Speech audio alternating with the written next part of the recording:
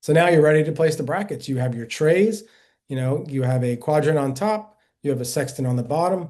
These are the exact trays. We're working with the same case all the way through. So the case that you saw me add to the uLab software, the case that you saw me design the trays on, the case that you saw me generate the trays on and just print are all of these trays right here.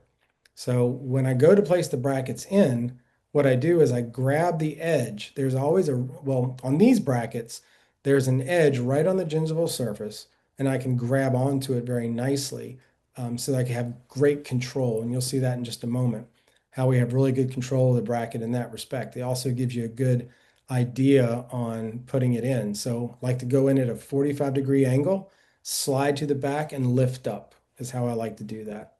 And you'll see that a little bit more closely. See how I grab the bracket right there.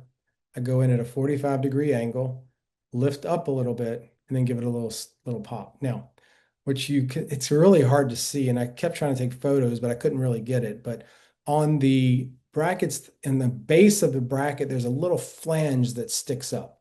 And what that flange is made to do is when you put the bracket in, it grabs. So if the bracket slot comes in like this, it grabs in between the lower part of the bracket. So you have the base side and you have the bracket side or the wing side, and that little flange sits right in there. So if you try to push it straight in, that flange is going to want to push the bracket out. That's why you have to come up on top of that flange at 45 and then slide down. And you can see what I'm doing right there with the clear brackets, and they're holding in beautifully. So